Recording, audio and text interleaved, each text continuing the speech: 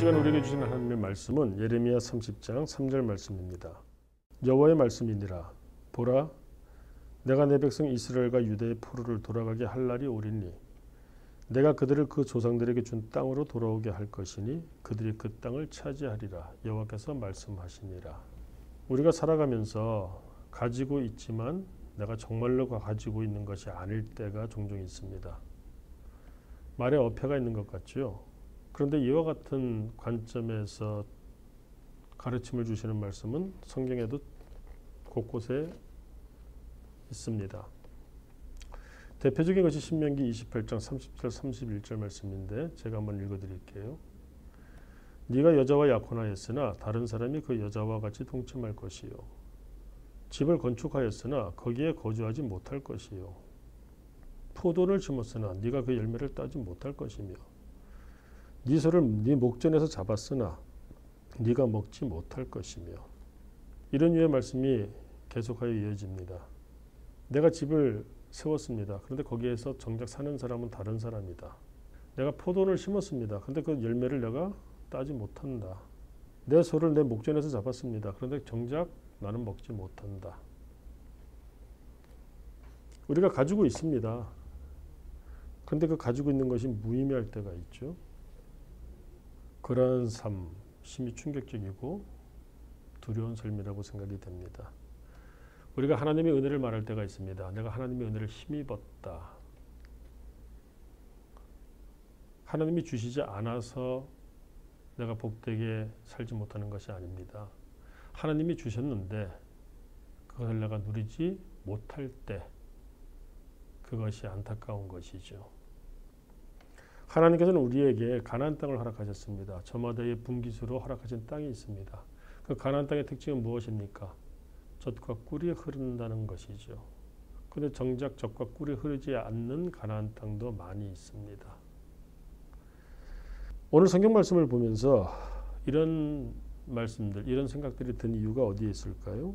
지금 하나님께서는 바벨론의 포로로 잡혀간 하나님의 백성 이스라엘과 유대의 포로들, 그들이 돌아가게 할 날이 올 것이라는 말씀을 주고 계십니다.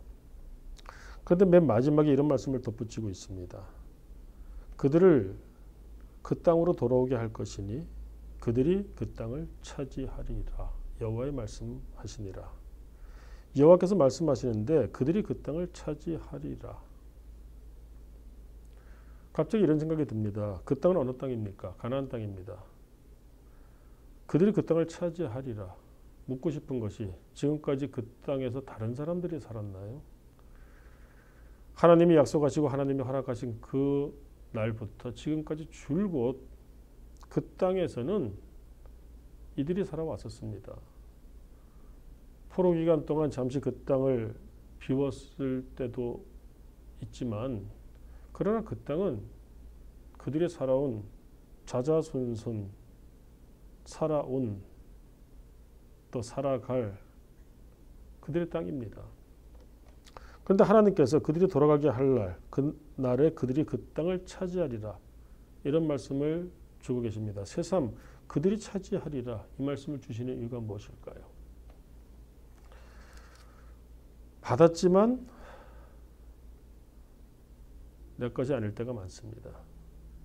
가지고 있지만 누리지 못할 때가 많습니다.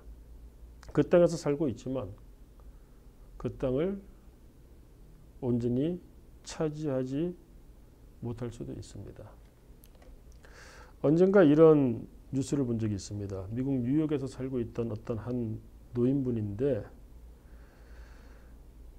안타깝게도 고독사 한 차로 발견이 되었습니다. 경찰에서 조사를 하였더니 그 사인은 영양실조였다고 합니다. 그런데 정작 정말 놀라운 사실이 하나 있었는데 영양실조로 고독사하신 그 독거 노인, 그분의 시신이 발견된 그 침대 매트리스 밑에서 현금이, 거액의 현금이 발견되었다는 겁니다. 알고 보니 가난하신 분이 아니었어요. 최소한 영양실조로 돌아가실 분은 아니었습니다. 그런데 그 돈을 밑에다가 깔아두고서 정작 본인은 영영실조로 고독사하였다. 내가 가지고 있다고 해서 다 누리는 것은 아니죠.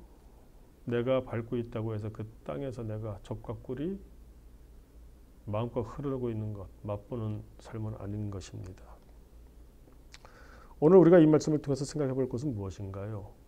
도대체 왜 그 땅에서 살고 있음에도 불구하고 그 땅을 온전히 차지하지 못한 삶을 살고 있을까요? 하나님이 약속하셔서 주셨고 조상 때부터 시작해서 대대로 지금 이어져 내려온 그 땅. 우리가 그 땅을 차지하고 살고 있었는데 정작 실제로 봤을 때는 차지하고 살고 있었다고 말할 수 없는 삶을 산다는 겁니다.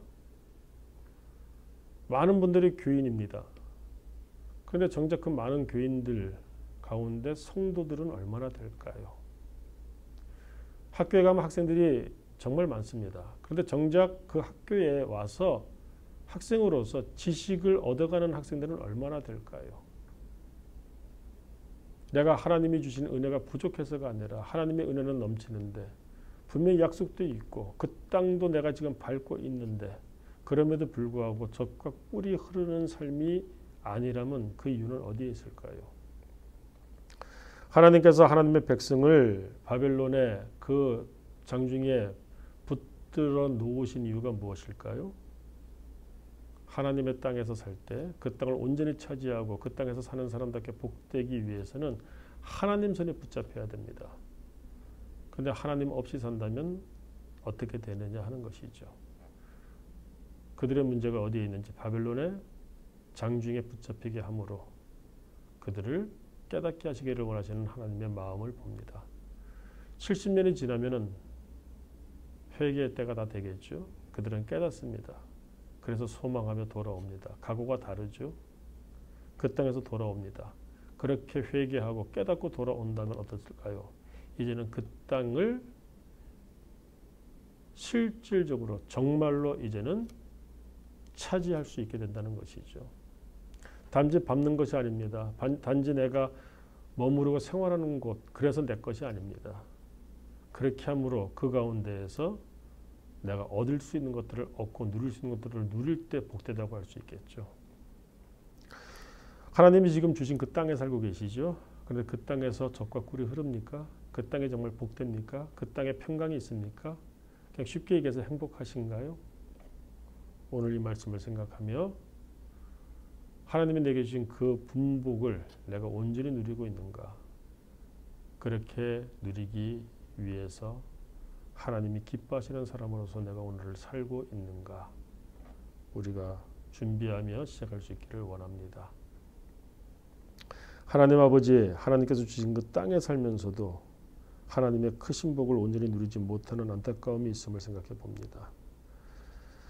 하나님이 주신 땅에서 하나님 없이 살아가는 사람들, 그래서 하나님께서는 바벨론의 장중에 붙잡히게 하시고 바벨론을 도구로 사용하셔서 이스라엘 백성들이 돌이키게 하십니다.